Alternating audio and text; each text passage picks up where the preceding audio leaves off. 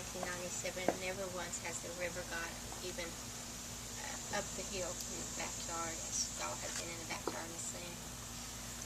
On May 2nd, something woke me up, and I know what woke me up. I heard gurgling underneath my house. I got up, went to the back deck, looked out, and the water was already level with the back deck. I called my son, who started taking pictures of the back area. Because at that point I didn't figure that I'd be gone from the house any longer than that evening. My son got up and I told him to start taking pictures because the insurance company would never believe this. So he did, and I looked out the front, and the water was already to the rims of the car. That was at 5:30 in the morning. Once again, I hollered at my son and I said, "Go move the cars up the hill." I think back now, I was really barking some orders off, and I don't usually do that, but I was. I feel kind of bad about that. He moved the cars and got back, and we started throwing a change of clothes into trash bags. We got a change of clothes, my medicine. We stepped out. By 6:15 we were leaving the house. The water was already up to the second step. We stepped down further. The water was up to my son's knees, and he's 6 foot. Rushing really fast. Later on in the week I found out that 15 minutes longer in the house would have been a different story from myself and my son. The water was rushing, and people have said that it looked like it was a tsunami all of a sudden. The water rose that fast. The rushing of the water. The neighbor had left her house at 6:30. The water was sending her and her friend between my house and the neighbor's house towards the river. He grabbed the tree and held on for a while. And finally she was just so tired, she said, "Let's turn loose and let's just try to swim for it." They made it. I don't swim. My son don't swim that well either. I'm afraid I could have just walked out and said, "Okay, Jesus, take me now." Because that's just how scared of water I am. The month of May was quite scary, just because then you don't realize how it feels to be homeless and be homeless. I had one shirt, one pair of pants, which I felt fortunate I had that. But we bought a couple little shirts and stuff like that.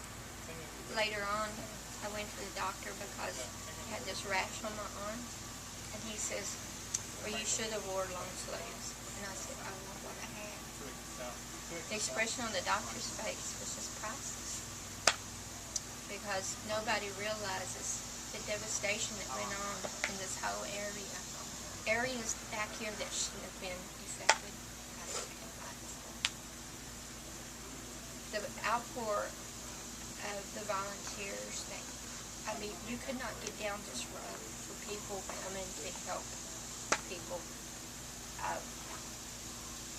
taking the nasty, dirty stuff out of the houses, because there was 4 inches of mud inside the house, soaked into the carpet, into the furniture that shouldn't have weighed that much. That's how the month of May went. The month of June was just trying to find ways to get the house rebuilt. Ways that was not coming through. By the end of June, I was about to the point of totally giving up. And on that one Friday morning, I received a call from Bill in Brentwood Baptist Church, Floodley Lake. He called me at my desk. Now, mind you, I'm doing flood stuff and trying to work too, which is very not sleeping either the whole time. So Bill calls, and he just wanted to talk to me. He said he got my name from one of the members who later on I find out was a good friend of mine. Suggested that I could probably use River Baptist Church flood relief's help. And he just asked me my story and everything, and less than 5 minutes, he said, okay, well, let me call you back. I'll make some phone calls.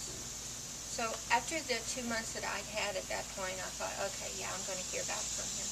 I hung up.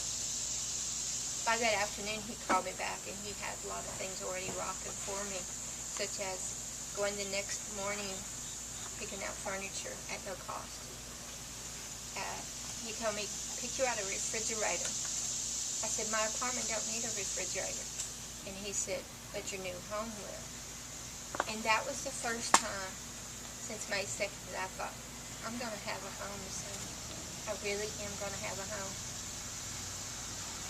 So that Saturday, which was July the 9th, I met Bill for the first time underneath that tree with 2 lead volunteers. I think they were from Alabama that had their team in that were going to start Monday on my house. And he started talking to me, and then he said, well, let me see your estimates that you've received. So I handed him my estimates. And I guess he's never seen estimates put together like that, but he was able to see all of them because I had them bound. I had just had a hard time since May keeping everything together, so I had to figure out a way to be organized so that when somebody asked for something, I could pull it out and say, here you go. And so since July the 9th, my house has come from a stick house to what y'all have done this week. And you guys will never, ever, ever know how grateful I am for all of you, for everyone that has done work on my house. I seem to be home again. Thank you.